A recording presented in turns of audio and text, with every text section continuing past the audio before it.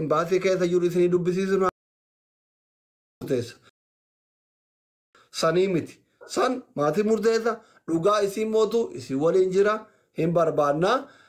Galatoomii namoota keessan si barreessanillee kalaas ijoollee dubbiseera Mubaarakillee dubbiseera asillee argeera namoota baay'ee argeera akkana naan jedhanii maatii qunname naan jedhanii jedhiini maatii nu qunnamsiisi rakkoon hin jiru. Nagaan ture. Amma gaa ani bindira baafadheera asirratti immoo namoota kalee dhukkufatee tokko fa'aa isin nagaa adeemtu karaan kanuma karaan amma jireen kun siin taane Mubaarakti. Karaan yaa jette dhibbatti naa ta'eera. Karaan kan xumurarra wantan dubbadhu uummanni Oromoo dhaggeeffadha. Nama du'ee jiru tokkoo fi nama kaleen dhukkufatee amma fakkeenyaaf mucaan tokko Liibiyaa keessatti adda sagalee taa'afiin oole nama dhukkufatee gara du'aatti deemaa jiru.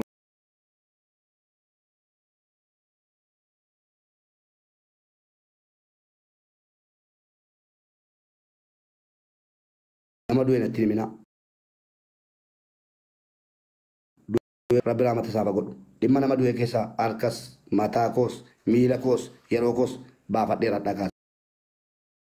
Nama kuma lamaa wayii as dibira jira. Ana bira nama kuma hin duune barku hin ajjeefame. Dubbi'an dhaggeeffadhu amma warri kaleessa abbaan manaa dhufe maal jedhu. Iddoo kanatti koo carraanaan kennine malee muubee yaada tokko dhabeetta kanatti uummataaf ibsan goone ammayyuu kan akka jecha kun yookaan immoo dubbiin kun gandummaa ta'u gara gandummaatti deebi'u kan godhe dubbii keetiin ati nama jaallatamaaf nama kabajamaadha ilmaan Oromoo biratti muubee dhaggeeffadhu. Nan ilaallatu hin jedhin nan ammaaf nan ilaallatu jedha yoo jedhe sagalee taanee jennaan sagalee taanee jennaan gadi baatanii Mubaarak akka nu godhee ijoollee ganda isaa taananii dhugaa jette mucayyoon asii biyya hunda galtee hin baafne Mubaarak. Maal jettee? Mucayyoo hojjette wal qixxee ta'uu qaba malee muubee inni kun mucaa maalii? Muubee yeroo mucaashee hin gaddagaltee akkasuma makinaan ittiin garagalee duute Saawudii keessatti. Meer tokko callumee dabaleetti maal jettee?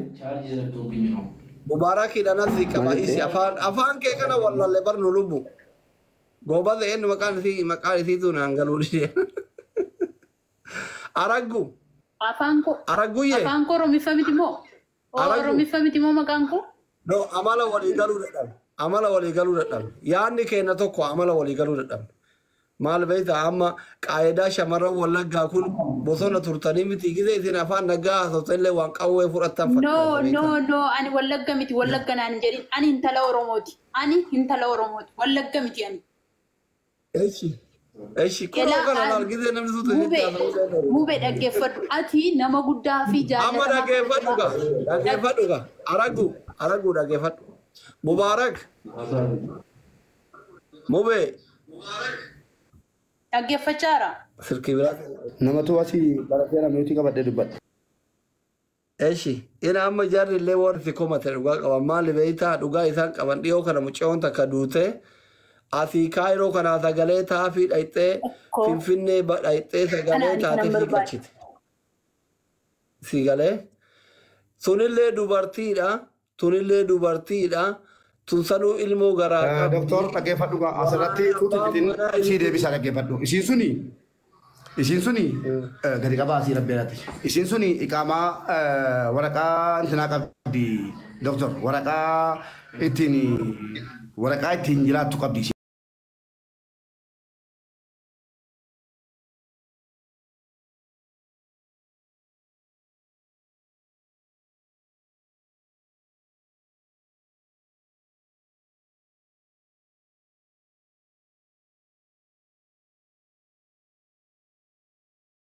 Fayyaan isin dhabame gariin maal jedha gadi ba'e jirti awwaalamtee jirti kalee keessaa baafamuudhaaf jedha. Gariin immoo duuteetti makiinaa ajjeese jedha. Dhugaa tokko dhabanii maatiin ejensiin maatii ifatee ari'ate.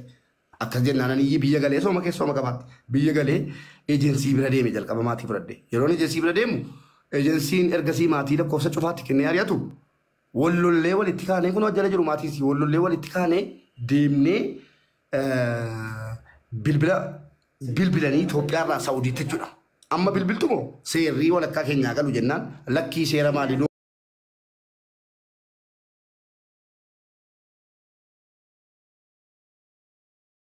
afaan tokko dubbataa jirra jedhanii bilbilanii gara intiraatti gara Saudiitti nu haasofsiisanii bilbila Arabichaan kennanii Arabichaan dubbadhee viidiyoo uummataa maxxansee maal jedhee akkasiin duutee jirtuu fi mana kamiisiin duutee jirtu nu baranii nu kennaan gara Kairootti deebi'ee Kairoo taa'ee sagalee ta'ee fi reeffasi gara biyyaatti galche.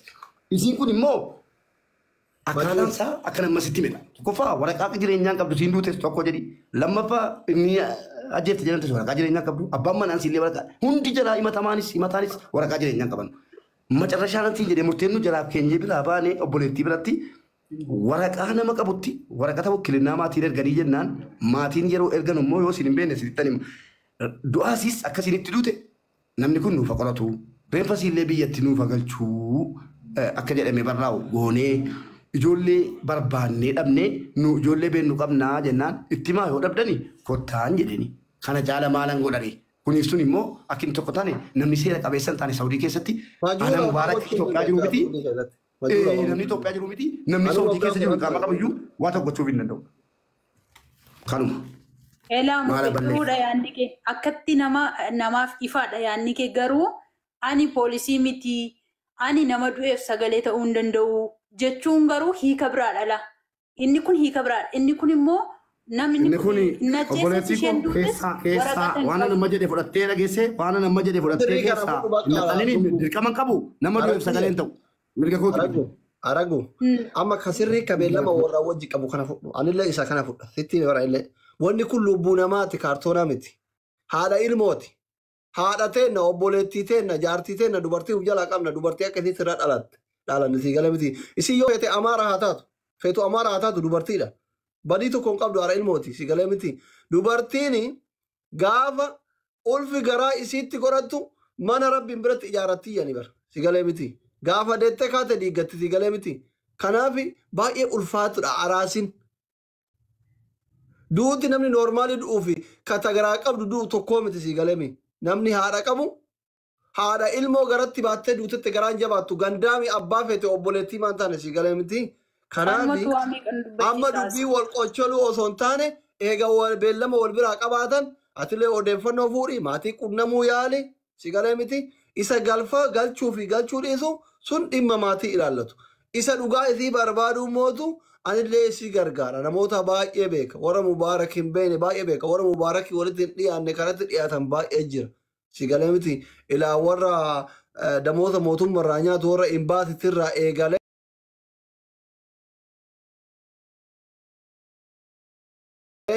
Haga ijoollee iqaamaa qabdu rakkataa achi keessa gargaaruu dandeettutti nama baay'ee beeka si galee miti. Isin qunnamsiisan illee. Miidiyaa raamaan illee asirraa afaan banee waan mucayyoo warra akkasii taateef jaartii warra akkana waan ta'eef jechuun ayinafaam lubbuu namaa kun hin baasu kun. Haqa isii dhiiga isii kanaa miti ka baasu. Majuulli yoo fedhe sitti meeqarroollee baaraan as deebi'uu danda'a si galee baafate. Kanarra lakkoofsa eegamu baara qabaate nama wakkilinnaa xaafanii poolisni maayikiroosekondii keessatti itti salaatiin baasa simkaardiin jechuudha bakka jarri jiran. Yoo dhiyaatullee baatan warri fooqii irra galu sun guutu yoo qabame yoo fattashan akka Itoophiyaa kanaa miti. Qorannoon maarreen 7 irraa 15 irraa 15 deebisan kun hin jiru Suudii keessa ijarra jira namni ajjeese. Akkaataa itti ajjeese ijumarraa fuudhan. Wanni qoratan hin jiru Suudii keessa. Suudii waggaa 10 ta'e ijarraa fuudhan. Nama ajjeeftee Suudii keessa nama ajjeeftee nama waraantee yoo baaraan galte malee xiyyaara nuu galuu hin dandeettu kaameraas si qabaachuu. Ajjeeftee waraantee.